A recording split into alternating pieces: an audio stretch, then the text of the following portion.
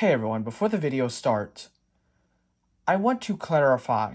I've been getting a lot of questions by private DM, by some comments, by emails and stuff like that, and even some people have went as far to iMessage me. Hey, can you send me a link to the beta? Or can you make a video about how to get the beta? Due to copyright limitations and Apple's lawyers possibly going after me, I don't want to wreck my whole business or my YouTube channel. I'm just showing you for demonstration purposes of these updates. Please stop asking me. Thank you. On with the video. Hey everyone, welcome back to another video. In this video, we'll be doing the coverage of iOS 15 or iPadOS 15 on this iPad mini 4 here. Follow-up of Beta 2 and performance. My little weekend recap. If you like these videos and you like my coverage, subscribe to the channel will be greatly appreciated.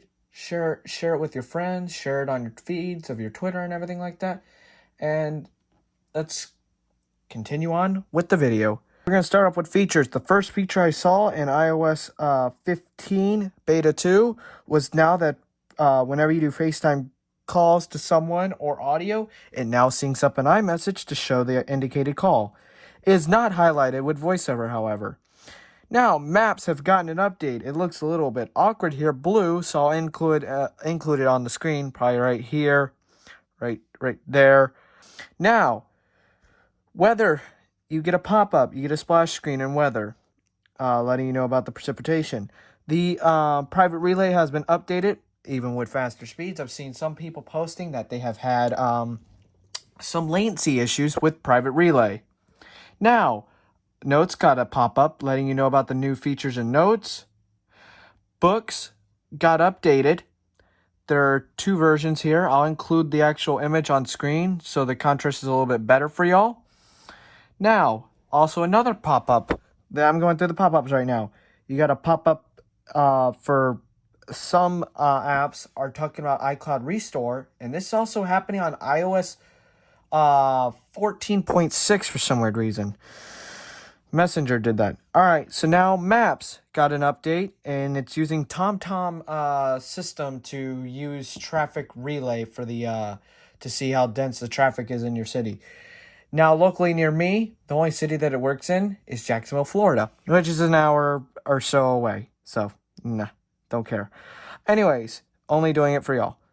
Now we go on. Now, this is a new feature in iOS 15, designated for the visually impaired side of my audience that are blind or visually impaired.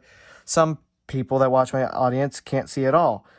If you are blind or totally blind and the flashlight is on your iPhone, it will now tell you when you lock your screen that flashlight is on. I'll demonstrate in a little bit once we get through all this pop-up stuff. As you can see, it did it on my iPad Pro with the Messenger. So that I think that's something related to Messenger. I'm updating new wallpapers for everything instead of iOS 15. It is boring. Now they have updated this new splash screen, as you can see here. The new splash screen on iOS 15 when it comes down to Do Not Disturb, Focus, silence notifications, and get more done with focus. I'll cover this a little bit more in a little bit on the iPhone, on the iPad mini 4 right there. All right then. So I almost forgot about this while editing over here on this iPad Pro. Here is the flashlight feature. So I'm going to turn on the flashlight on this 7. As you can see, it's on right there. And I locked the screen. Flashlight on. It'll let you know. Try again. Flashlight on. It was previously sending me notifications, but however, clock 2:53 is not doing it. It only does it once. I don't know if this is a bug. I hope not, because this is actually a great feature. No sim. No sim. Static control. So there you go, for all the people Flashlight. Switch off. that are visually impaired for my channel. And once you turn it off, it does not say it anymore. So I don't think it's a bug. I hope it's a feature. So iOS on this iPhone 7, Beta 1 had some weird glitches and weird bugs and a lot of respringing. Beta 2 has been running pretty actually stable scrolling through the app library, scrolling through the list of apps. I've not really come across any resprings. It's even tempting me to either put it on my iPad Pro again.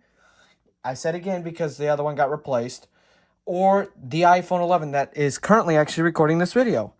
We shall see. Battery level is 25%. Well, I guess the iPad Pro wants some action. That was very weird. It echoed through the under part of this desk. But, yeah. Anyways, I digress with iPadOS. So first thing, if you have an iPad on iPadOS, you'll know that the the apps have now been changed. It now kind of looks awful. So I've now did this method. If you have Apple Music, you could do this if you wanted to. I'm going to zoom out just a little bit so y'all can see it directly. I put all my home screen, my really needed apps in the dock, and then widgets up here. And then to get to everything else, I go to App Library. And then to get out of App Library, I just do this, or I just tap it down there. I mainly tap it down there because when I'm coming out of it, as you can see, there's still some UI lag. But all in all, iPadOS, from even being in landscape, you can see it doesn't look that bad. It has been a wonderful experience so far. I cannot complain over here on this Mini 4. iOS, the same way. I might work on doing some stuff involving changing the layout of my widgets, but the nice thing is that you can do separate home screens for Focus. Once Focus actually becomes a real full thing by beta 8 or beta 9, I'm going to actually make some dedicated videos, few with voiceover and a few without voiceover, so we get Focus completely covered.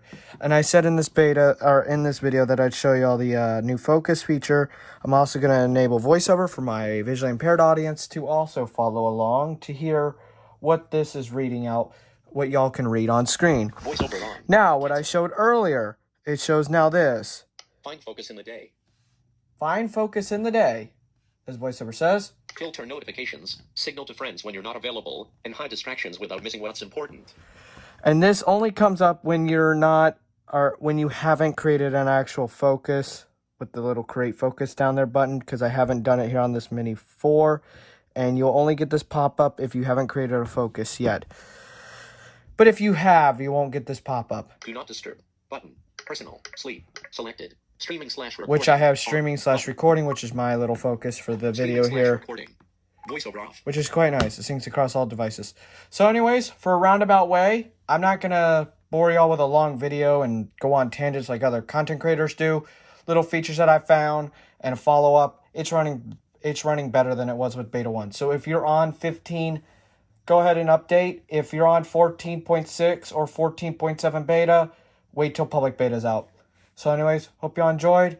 If you want to go and get the beta, go to beta.apple.com when public beta is out.